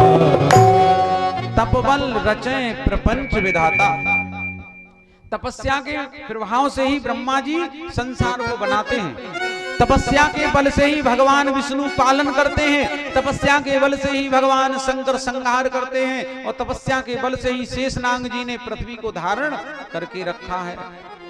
मैं भी कह रही जाओ बेटा तपस्या करो, लेकिन जब भगवान आए तो गर्भ मत मांगना, इतना कहा और अपने बेटे को तिलक लगाया, आरती उतारी बेटे की उस माँ ने और कहा जाओ बेटा तुम्हारा मनोरथ अवश्य सफल होगा, कि सुफल मनोरथ हो तुम्हारे, रामो लखनो सुनो भयाओ सुधारे, सुफल मनोरथ होई तुम्हारे।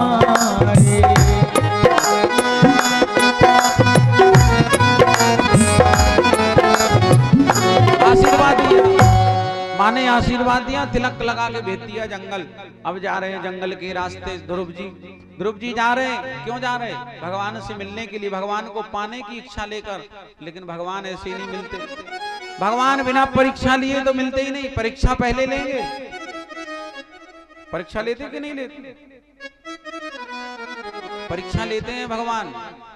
अब इतने लोग हैं, कितने लोग गए महाकुंभ में? यहाँ से हाथ उठाओ, कौन कौन गया? आप गए थे। और अब बाकी पता क्या दिमाग लगा रहे कि वहां इतने लोग, भीड़ है, को चल रहे, मर रहे, आग लग रही।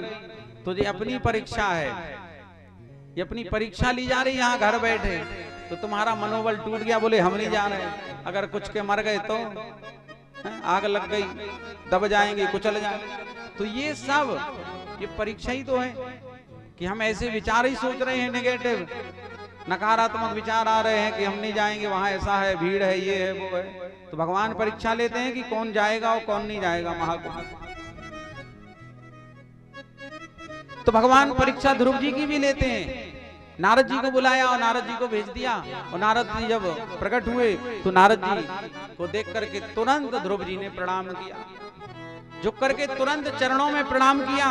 और प्रणाम करना हमारी सनातन संस्कृति की खूबसूरती है। हम बड़ों को प्रणाम करते हैं, ऋषि मुनियों को प्रणाम करते हैं, साधु संतों ब्राह्मणों को, माता पिता को हम प्रणाम करते हैं। प्रणाम करने से क्या होता? बोले आयुर्विद्या यशो बलम, 4 चीजें बढ़ती हैं। 4 कौन सी?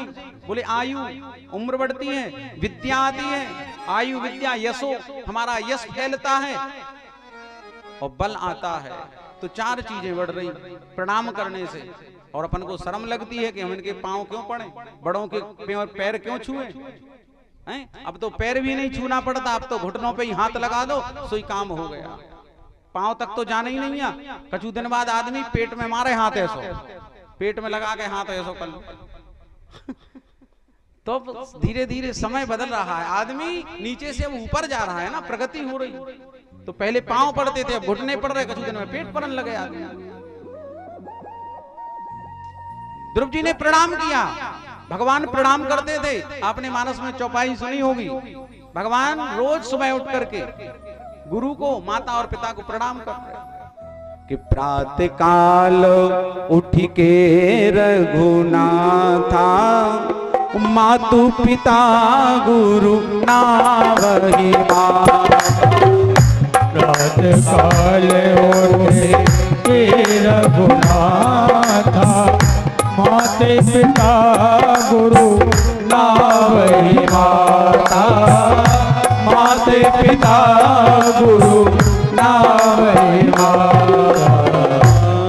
बोले भक्त वत्सल भगवान की जय हो। अब अपन इतने कितने लोग बैठे हैं, कौन प्रणाम करता है बताओ? बताइए आपको, कौन कौन पांव छूगा रोज? कोई नहीं छूता। अच्छा, इच्छा सबकी है कि घर भाई हमारे पांव दबावे, है इच्छा के नहीं है कि रोज शाम के हमारी पत्नी हमारे पांव दबावे, रोज चाउत के नहीं। लेकिन बात खुद देख रही कि जी अपने माँ बताई के पांव नहीं पड़ रहे, तो हम इनके पांव दबा के कौन से स्वर्ग में जाने? बताओ। तो यही स्थिति है, वो जैसा देखेगी वैसे ही तो करेगी। हम तो चाहते कि हमारी घरवाली हमारे पांव दबाए रोज, लेकिन वो कैसे दबाए? अपन अपने माता पिता के नहीं दबाते, पैर नहीं छूते। भगवान माता पिता और गुरु को रोज प्रातः काल प्रणाम करते हैं।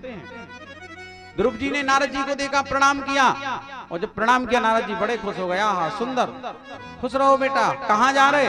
ध्रुव जी बोले मुनिवर हम जंगल में भगवान से मिलने जा रहे। नारद जी बोले काहे रे?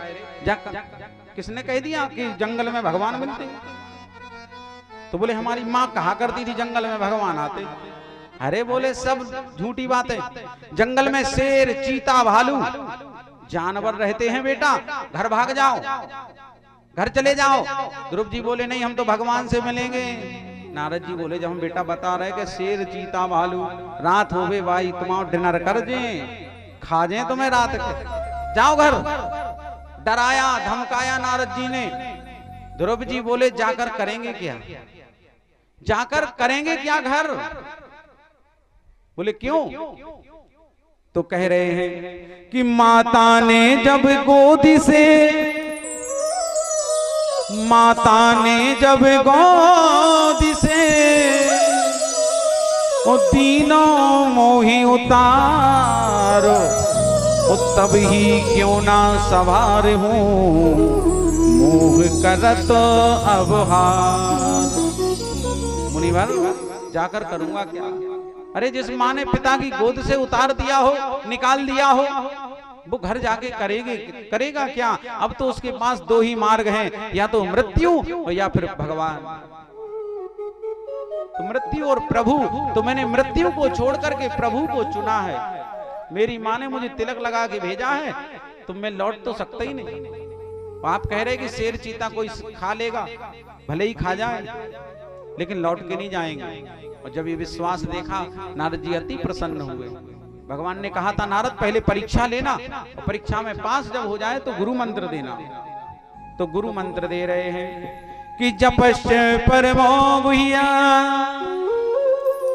श्रूयतां मे नृपात्मज, यं सप्तरात्रं प्रपठन् पुमान् पश्यति खेचरान्। नारद जी ने गुरु मंत्र दिया 12 अक्षर का, 12 अक्षरों का मंत्र, महामंत्र भगवान का, ओम नमो भगवते वासुदेवाय। ये 12 अक्षर का महामंत्र है भगवान नारायण का। ये कान में फूंक दिया 3 बार, प्रणाम किया भगवान नारद जी को, अपने गुरु भगवान को प्रणाम किया ध्रुव जी ने। और ध्रुव जी गुरु मंत्र लेकर के चले और मधुवन में पहुंच करके तपस्या आरंभ करी। तपस्या आरंभ करी।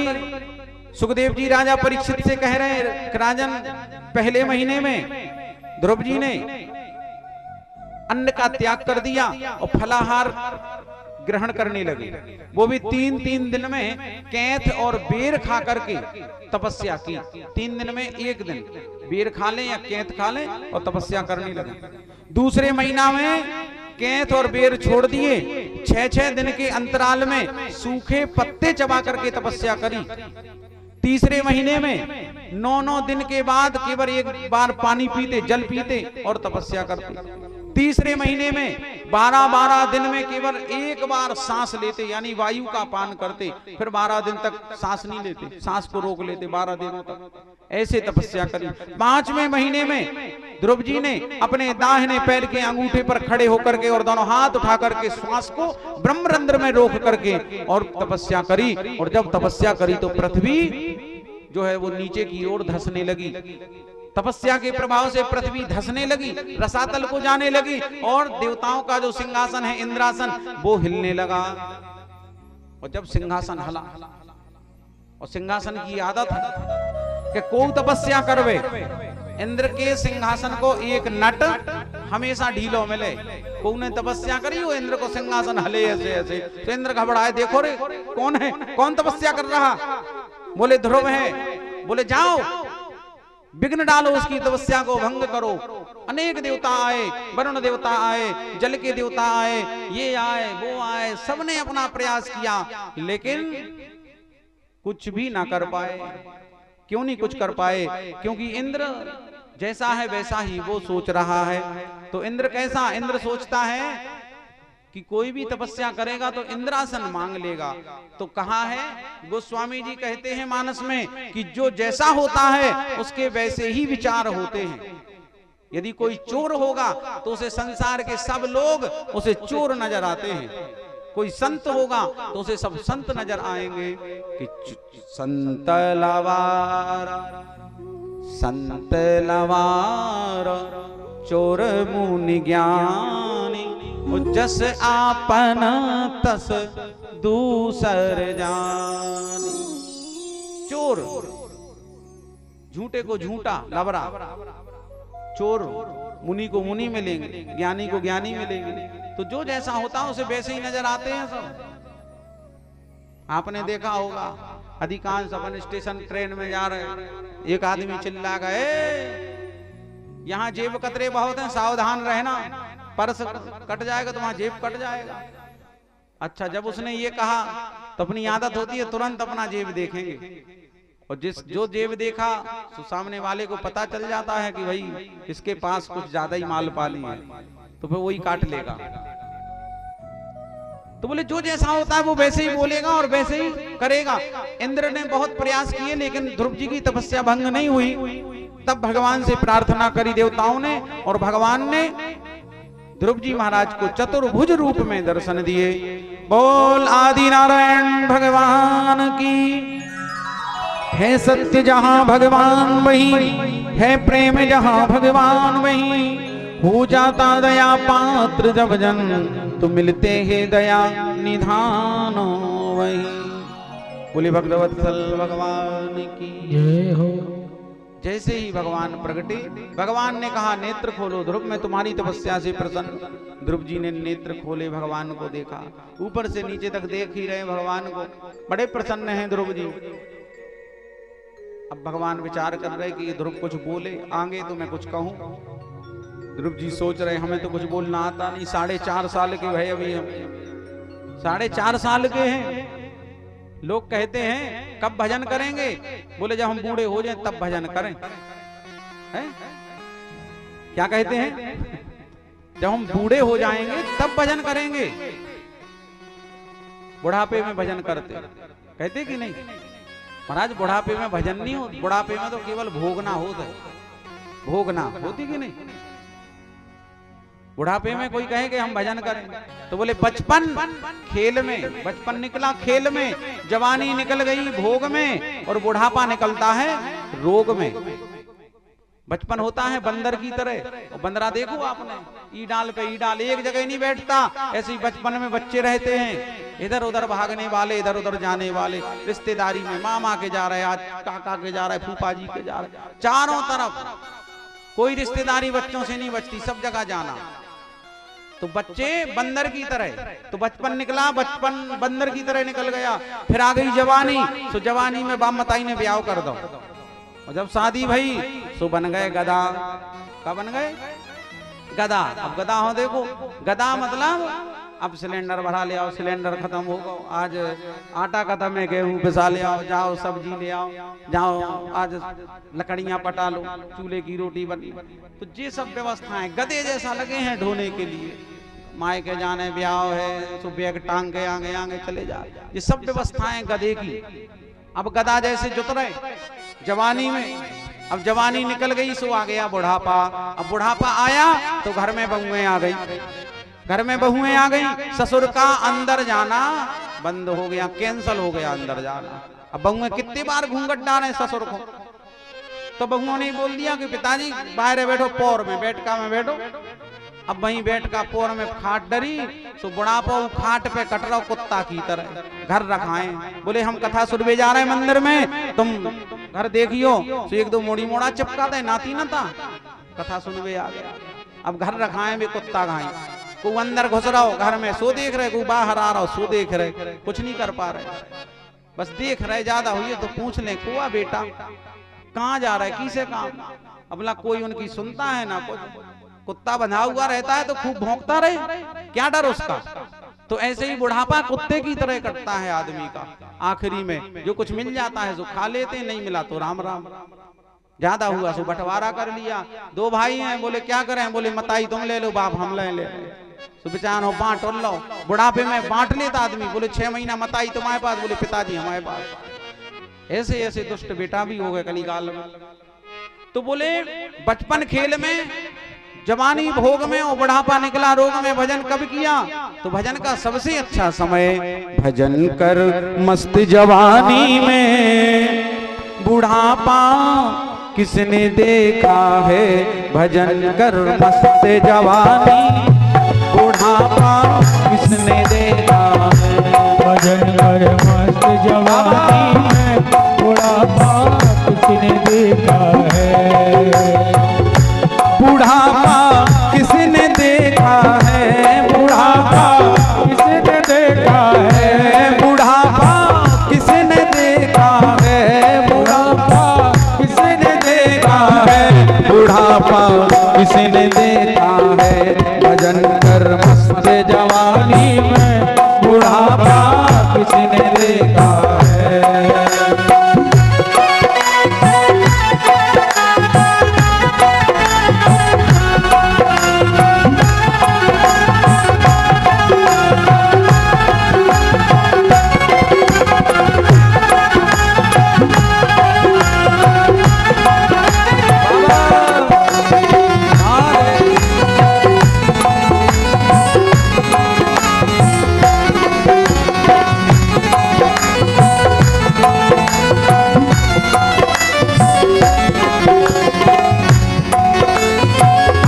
से अंधे हो जाओगे, दरस प्रभु का न कर पाओगे, दरस प्रभु का न कर पाओगे, दरस प्रभु का न कर पाओगे।